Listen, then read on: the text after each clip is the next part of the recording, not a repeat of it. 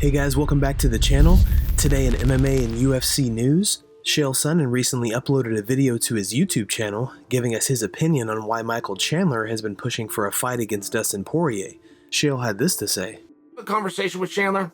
I want to bring to you guys what he said because I was so impressed. It was very simple, and here's all it was. Michael Chandler went after Islam Makhachev. Where did that come from? I'm thinking that. And I got a whole conspiracy. I got a whole conspiracy that Volkanovski's coming to 55 and that's gaining some traction and Islam's going to become available and Chandler's... I've got this whole thing worked out. It was as simple as this. He wants to fight and he knows he's not getting a world title fight next. He wants the next best thing, which is whatever's next makes him the #1 contender.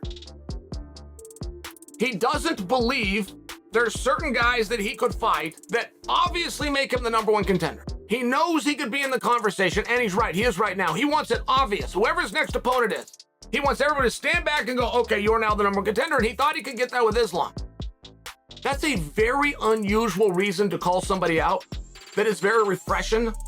That comes from a very deep-rooted competitor. There's no other way you get to that mindset. Unless deep within who you are, in your heart and your mind, you are a competitor, first and foremost. What do you guys think about Chael's comments? If Chandler gets a win over Poirier, does that put him in the #1 contender spot? Let us know in the comments below. It's no secret that Dustin Porier has been searching for his next fight for a few months now. We have received a small update in the last few days thanks to Brett Okamoto, who took to social media to tweet, "Ask Dustin Poirier's representative Tiki Gon for an update." He replied, "Looks like it's going to be Michael Chandler. Sounds like he wants the smoke and Dustin is going to give it to him." UFC hasn't reached out though. What do you guys think? Are we close enough to where we'll see Dustin and Chandler face off inside the octagon soon? Alex Pereria recently posted some intense sparring footage to Instagram. It looks like he's staying sharp and ready for the to-be-announced title fight against Adesanya. Here's the clip.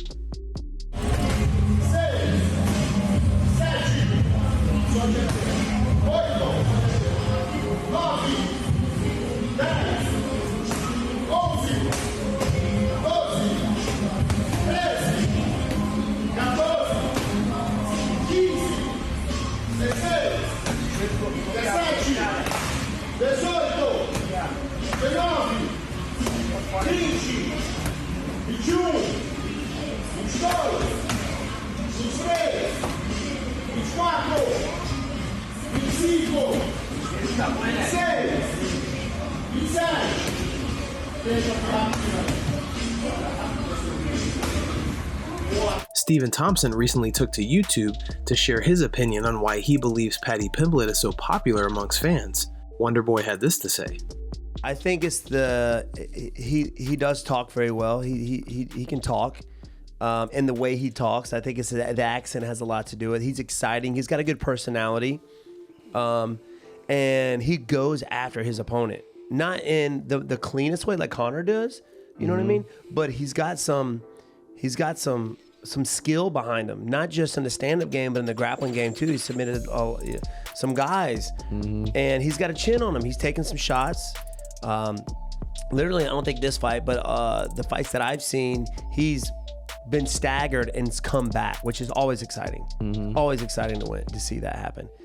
And just the following, I don't know, the guy's had a camera in his face since his very first fight. I think that had a lot to do with it. Yeah. He's had something in his face, a camera in his face the whole time from day one, leading up to the fight, going out to the fight, after the fight, and just social media platforms just putting him out there. When you got Barstool behind you, that has just a crazy following to begin with, and you add that on top of Paddy's, following, you blow up. Yeah. He's skyrocketed. He is, man. I mean, good for him, bro. I mean, the guy that he fought is sick. He's been finishing dudes too. And for him to submit him, great. It was awesome. In a recent interview with MMA Fighting, Daniel Rodriguez speaks about a potential matchup against Kevin Holland. Like I said, I have been on the sideline, so I wasn't really in a position to dudes are calling me out and shit, and what's up now though, I'm not injured anymore. So I accept all challenges. Everybody calling out saying who you fight next, who this, who that. I'm like, who cares? Hey, I accept all y'all challenges. Everybody calling me out, what's up? I'm ready. Holla at your manager to holla at mine, and let's do this shit already. Let's get it going. So if the UFC called you and said, D-Rod, we got to give you something realistic, what do you want? Because I mentioned a lot of those names like Holland, Randy Brown, and others. Is there one that really stands out to you right now? There's one that you would prefer over the others? Nah, all those fools, straight up. So what's up? I said it. What's up? So what are we talking about at the end of the year? Because you're not a guy like sitting on the sidelines for you. This, especially since you've gotten the UFC, this must have been just crazy for you because you're fighting like once every couple of months. Now once you come back, I assume you want to keep a very similar schedule. So if we're having this conversation December 31st, are we talking about 1 fight, 2 fights, 3 fights? What are we thinking? Man, yo, my main goal was to get back in shape, to be able to take all these short notice fights, you know. I want to get back. I feel like I'm back, and I feel like I'm ready to take a fight. What do you guys think about Rodriguez's comments? Would you like to see him square off against Kevin Holland? Let us know in the comments. On a recent episode of the Believe You Me podcast, Michael Bisping reacts to Charles Oliveira still getting pay-per-view points, despite the fact that he's not champion, and talks about the insane lineup for UFC 280 in Abu Dhabi. No, I'm very happy for Charles Oliveira because, yeah, we know he's not the champ, but come on. He's the champ in everybody's eyes. He's just uncrowned. He might not be the champ after going up against Islam Makhachev. That is a tough fight for both men. But Dana White already said that Charles gets pay-per-view points for this one. I mean, this run of form that he's been on, yeah, come on, he's making money big time. You know, his bank account has got an insane boost, I would say, over the last few years. But a card of this magnitude, Islam versus Charles, Sean versus Jan, Bilal versus Brady, TJ versus, who was it, Corey Sandhagen, you said? TJ versus Aljo. TJ versus Aljo. So another title fight. And then what was the other one? Bilal Muhammad versus Matthias Gamrot. Sorry, Beneil Dariush. Beneil. I mean, that's a good fight as well. I mean, Jesus Christ, that's an unmissable card. It really is. On a recent episode of the Weighing In podcast, Big John McCarthy gave us his opinion on the unfortunate ending of UFC London's main event between Tom Aspinall and Curtis Blaydes. All right, we're going to talk about the disappointment. You know, sometimes there's nothing you can do.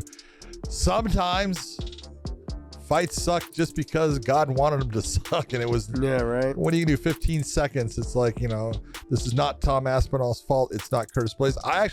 I was very impressed in the first 15 seconds or so.